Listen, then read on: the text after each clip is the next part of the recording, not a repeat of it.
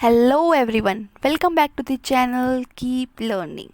So, here we are diving into another important topic, that is supplementary material.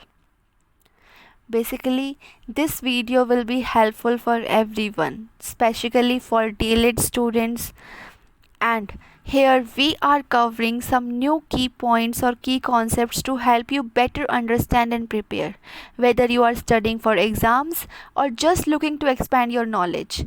So, you are in the right place. Grab your notes and let's get started.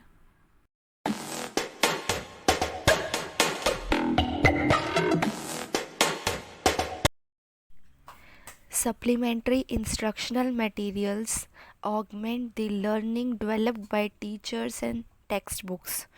Some important items of supplementary instructional materials are reference books, journals, workbooks, learning kits, and programmed material. Now, first is reference books. Unlike textbooks, reference books give an in-depth description and explanation in some certain areas. These books are not designed to cover a particular syllabus. Authors of reference books write the books giving authentic details on the basis of their original thinking, rich experience, and extensive study. A reference book may be a dictionary, directory, encyclopedia, handbook, thesaurus, and other authentic books. Reference books are generally consulted to refer to the authentic information. Its purpose is not to go for a cover to cover reading, but to use it for finding specific details of information. Reference books are mainly used by the teacher and senior students. However, some younger children also take interest in reading and some reference books meant for them. They like the books with entertaining illustrations and simple language. Some good reference books are for the children are like The Giving Tree by Shel Silverstein, Boxes of Cat G by Candy Fleming, Mama's I'll Give You the World by Freddie Ziller, Help Your Child with Maths, etc. Now, the need and importance of reference book. First point is for authentic details. While going through the textbook, students and teachers may need the authenticity of the facts, terms, principles, theories. For this, they may like to refer to some genuine reference books. In this way, such books may clarify the doubts and the readers can rely on the accurate details given in these books. Besides authentic information, reference books also help in conceptual clarifications. Second point is for original details. Some readers may be interested in the original concepts and theories when they were developed. With the passage of time, social concepts may keep on changing. The readers may be interested in the historical development of certain facts. For example, a few decades before, telegram was considered as a quickest means of communication. But now, this concept has been changed to internet facilities. If we trace the reference books, we would find that the earliest means of communication were sending messages through messengers on their horses or through birds. The reference books help in knowing the pioneering attempts. Now, the third point is for in-depth information. Reference books may be referred to for detailed information. Detail given in some textbooks may be scanty. Some students may like to have extensive details on some phenomena. Reference books may be written by some author who has done some research in a particular area. The empirical researches are very detailed and provide adequate information to the interested readers.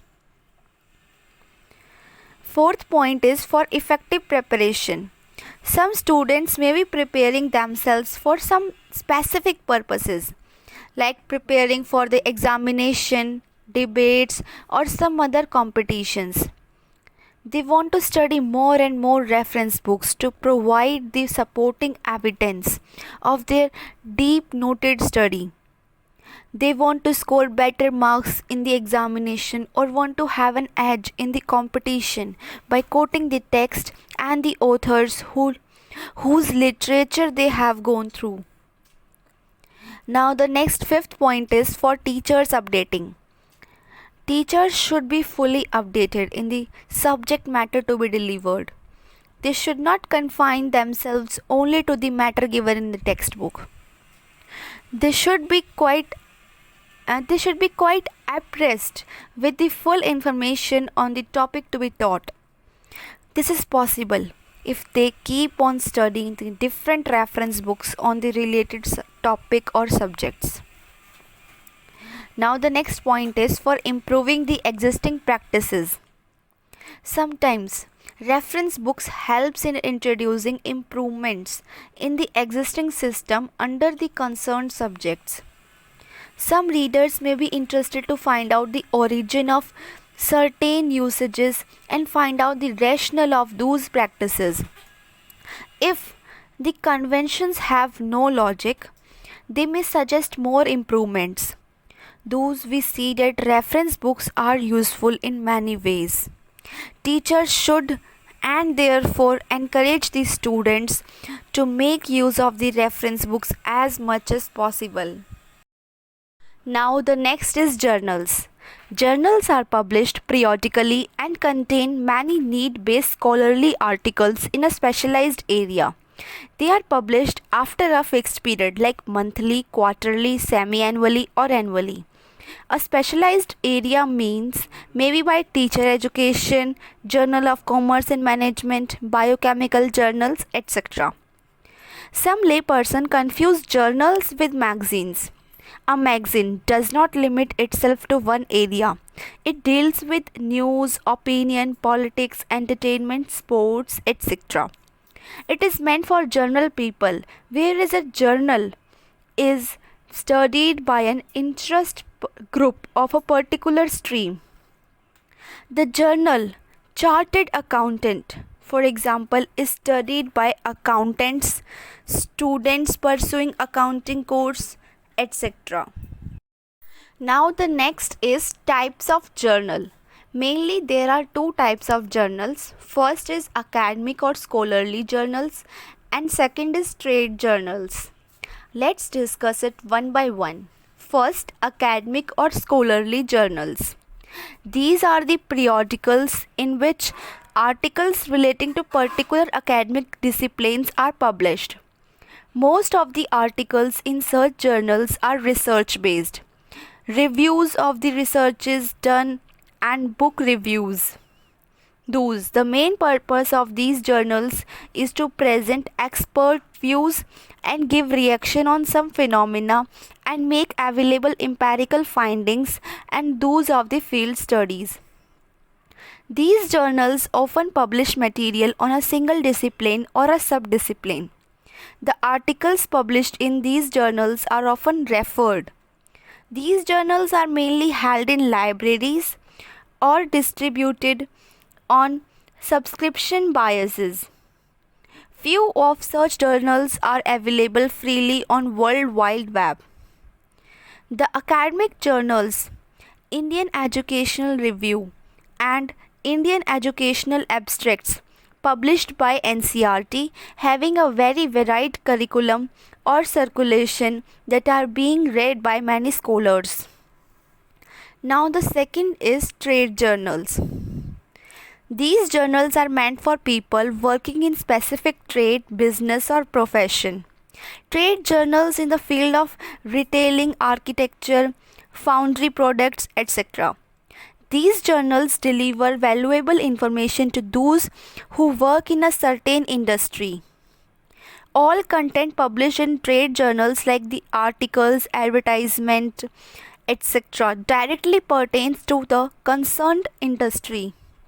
Trade journals are generally sent to the qualified members and organizations falling under a particular industry free of cost. Thus, their circulation is controlled. Some trade journals are also included with subscribed membership in professional industry organizations. Now the next is importance of journals. First point is knowledge of research findings. In this, academic journals publish the details of many research studies. The procedures and findings of research studies enable the readers and especially the scholars to update their knowledge.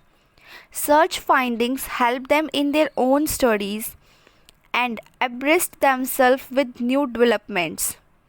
Research findings become the basis of book revision as the authors may like to update their books with new knowledge added by the researchers. Second point is encouragement to more research studies. The academic and trade journals inspire more and more scholars to do research in the aligned and unexplored areas. These journals enable them to assess the need of further research and they start thinking of doing research in new areas. The research findings published in these journals provide the direction in which further research may be undertaken. Thus, such journals become a source of producing more and more researches. Now the next third point is a forum for critical evaluation of the published articles. Journals provide a forum for expressing opinions on the articles published. Journals provide a source for going through the published articles. The readers study the articles and give their constructive views on the same. They either appreciate the scholars' contribution or give their opinion about the points on which they agree and disagree. In this way, journals generate an academic atmosphere. The published articles and papers motivate more scholars to think the same with the new ideas generated by them. Now the fourth point is trusted source of information. Journals are a trusted source of information. The scholars contributing their articles have a deep knowledge and experience in their field. They published material usually based on empirical or field they study findings. Then most of the academic journals are referred journals. These referees are usually re-announced in their respective area of expertise due to their outstanding contribution. The factual data provided by the contributors in the academic or trade journals is always trustworthy. Now the fifth point is advertising value. Academic and trade journals are good source of advertisement. Academic journals advertise about educational institutes and latest publications in their respective areas. Trade journals represent the industry-specific advertisements, which prove beneficial for the sponsors, industries concerned, and the readers. Now the sixth point is academic and industry-based jobs. The journals are circulated to the respective interest groups only. The readers may be interested in applying for suitable jobs of their liking. Thus, these journals become a source of placing the desired person in suitable jobs. Now the next point is system of networking. Journals provide a system of networking and communication among the people and organizations that have common academic or industry interest. They may be electronically connected among themselves and exchange the desired communications. Now the next point is inspiring for scholarly writing. When one good deed is done, the door feels elevated when people admire the work of the concerned person. This is true with the published articles also. The authors get the interesting happiness when they come to know that their articles have been published. Many scholars feel inspired to write when they know that some journals are available for publishing their articles. They try to write the articles in the prescribed format. Thus, they learn how to write good articles. Now, the next ninth point is indicators of progress. Journals are the indicators of the progress of a country.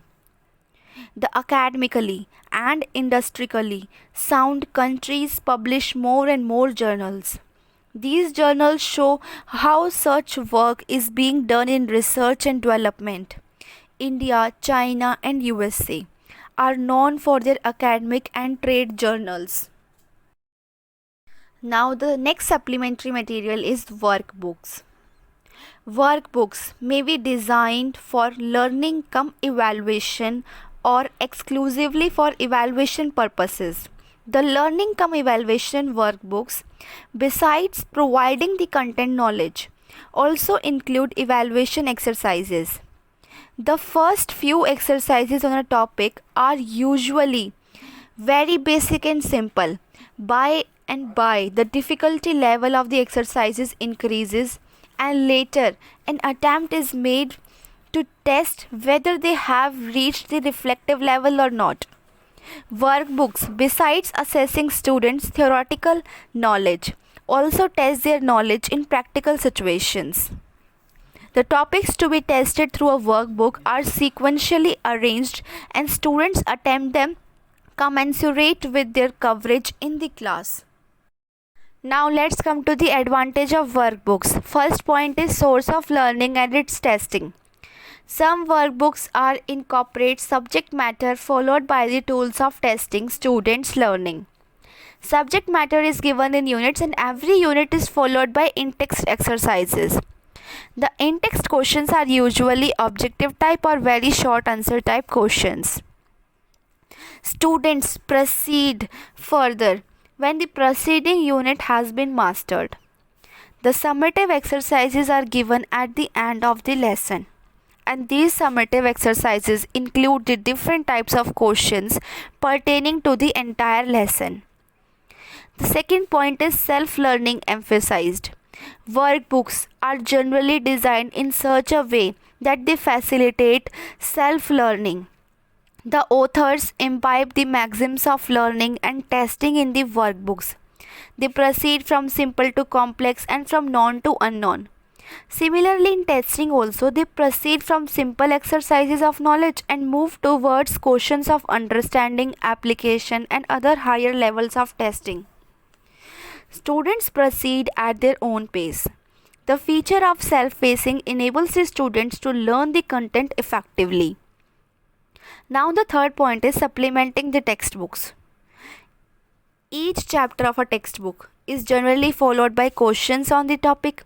If an attempt is made to make the exercise comprehensive, textbooks become unduly voluminous.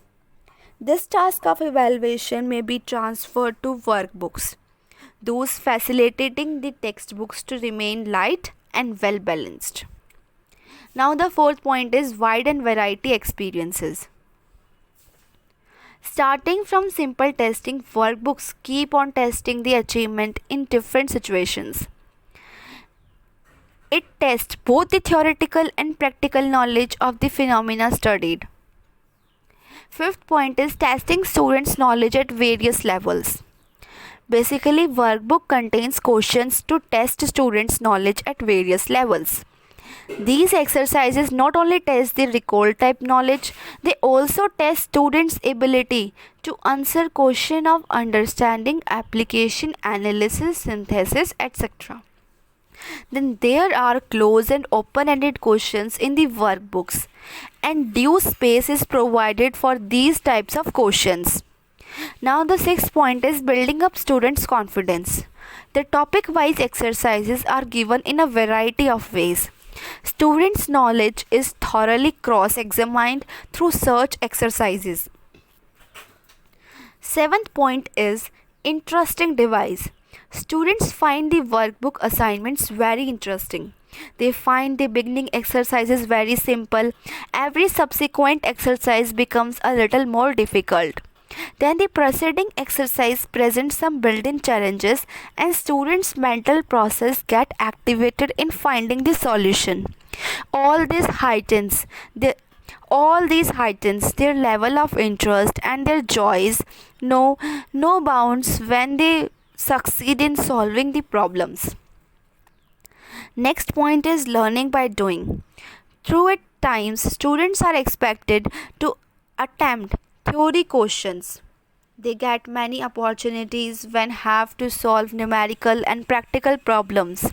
There is lot of scope of doing practical work in workbooks. Learning by doing enables them to have solid learning when they are able to retain for a long time. This shows that workbooks are developed on the basis of pragmatic philosophy. The next point is economy of time and space. Workbook provide for structured and open-ended responses. Space is earmarked for open-ended responses also. This shows that students have to customize their response as per their instruction of the author. Structured responses save both time and space. The authors like Don Wilson, Belly Johnson, and many more admire the usefulness of workbooks. They feel that such workbooks provide comprehensive experiences to students in many ways. Besides strengthening their subject matter knowledge, they expose many documents, instruments, vouchers, performance, etc., which otherwise they come across later during work situations. Teachers therefore should ensure the use of workbooks. Now the next point is encouragement to research. It has already been written that workbooks contain exercises for testing students' knowledge at various levels. The authors of workbook think of different types of questions for testing their knowledge. It may be difficult to incorporate so many questions in the textbooks for want of space. The authors innovate new ideas in discovering challenging questions in the workbook, and this makes the workbooks research oriented. Now, the next supplementary material is learning kits.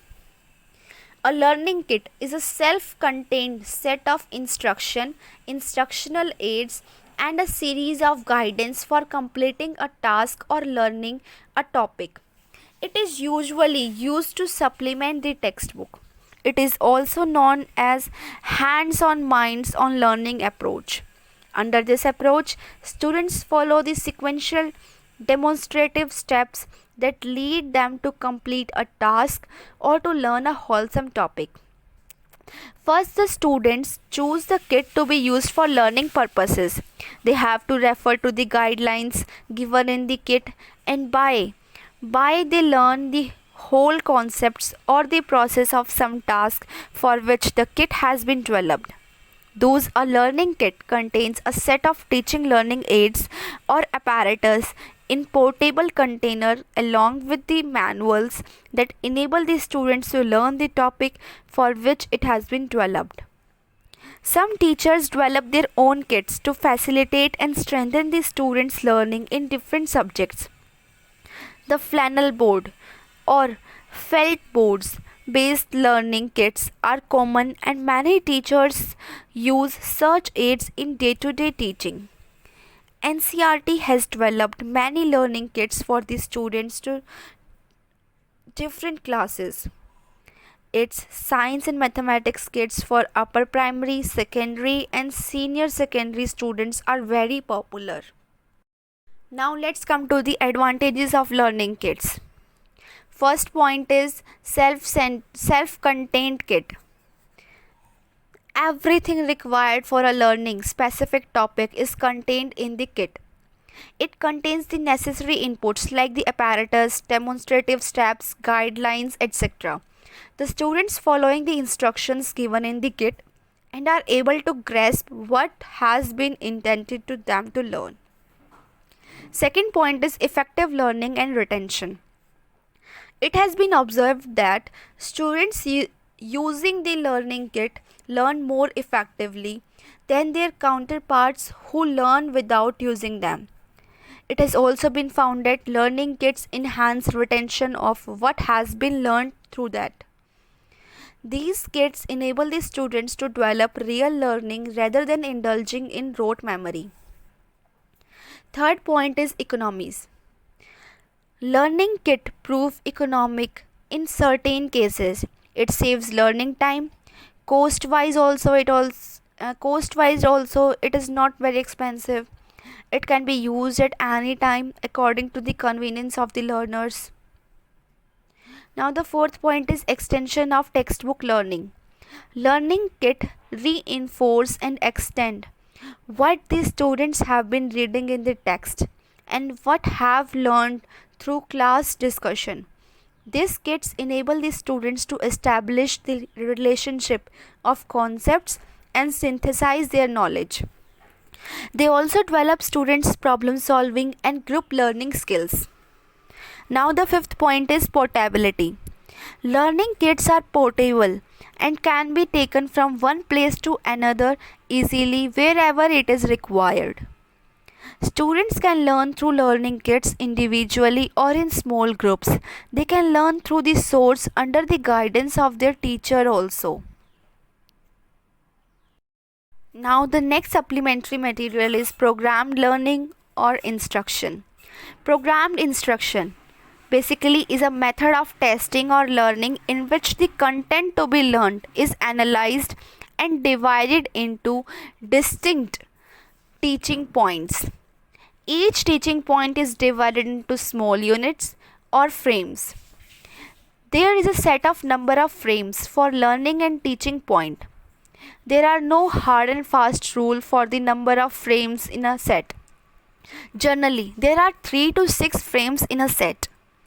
The last frame of the set contains a questions only, and this frame is called the criteria frame, and the preceding frames are the teaching frames and contain some subject matter to be studied by the learner. The learner goes through each frame and answer the question followed by some information. The learner will be permitted to proceed to the next frame if he or she answer is correct. Programmed material is followed on the basis of the technique of programmed instruction which was developed by B.F. Skinner in 1958. Under this technique, human learning takes place under controlled conditions and it has some main elements which are like it delivers information through small frames. The content is analyzed and divided into teaching points. Information contained in each teaching point is converted into small frames. First few frames are teaching frames for completing the teaching point, followed by a testing frame which is an exclusive question. Those the testing frames include some information, whereas the including frame is a question only. This frame is called the criteria frame.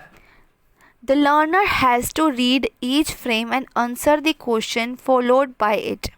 He or she is allowed to pass to the next frame if he or she answer it correct, which is most of the cases is always correct. The learners proceed at their own pace and it provides the immediate feedback. Now let's talk about programmed material. Program learning packages are available in certain subjects. Such packages supplement in the textbooks. Some program packages enable the learners to pursue their studies independently. Students study the packages and attain learning in the desired subjects or topic. In many cases, students refer to the program material to supplement their learning which they have attained through the textbook or by attending the classroom. A good program of this nature should fit in and be helpful when used with any standard text in the area. Now the advantages of program learning material are: first point is supplementing the textbooks. Programmed material supplements the textbook in many ways.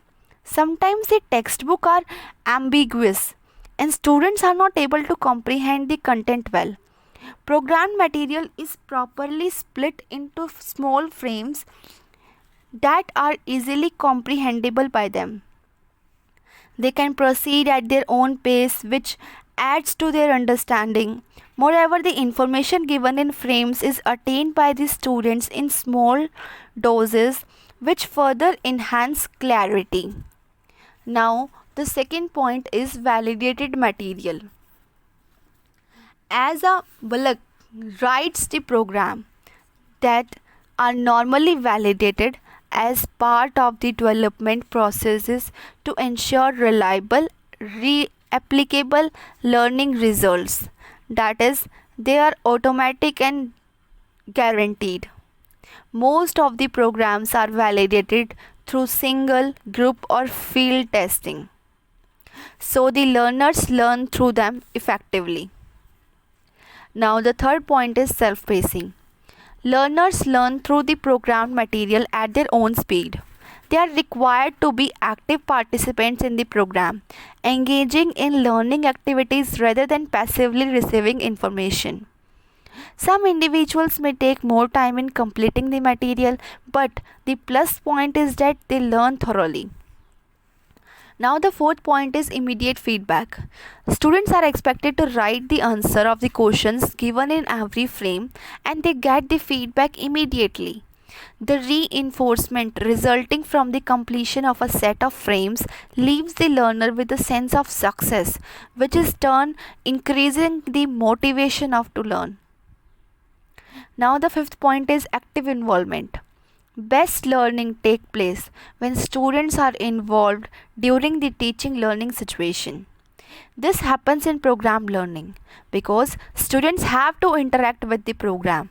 They go through each and every frame and learn accordingly rather than receiving the content passively in the traditional classroom. Now, the last point is individualized learning. Learners learn themselves through program learning. The programs are validated in such a way that it is possible for the students to learn independently. However, if they get stuck up, the teachers playing the role of facilitator come to the rescue. In spite of so many benefits, the technique suffers from certain limitations. The critics say that the technique put restrict on creativity because it expects structured response only. Teacher pupil contact is also missing. Students are not able to observe the emotions and modulation that teachers often show while teaching. So that's all for today. Thank so much for watching. If you found this video helpful, don't forget to give it a thumbs up and share it with others who might benefit from it. Also, make sure to subscribe to the channel and hit the notification bell so you don't miss any of the upcoming lessons. Feel free to have any questions or feedback in the comment below. I would love to hear from you. Until next time, keep learning and stay curious. Thank you.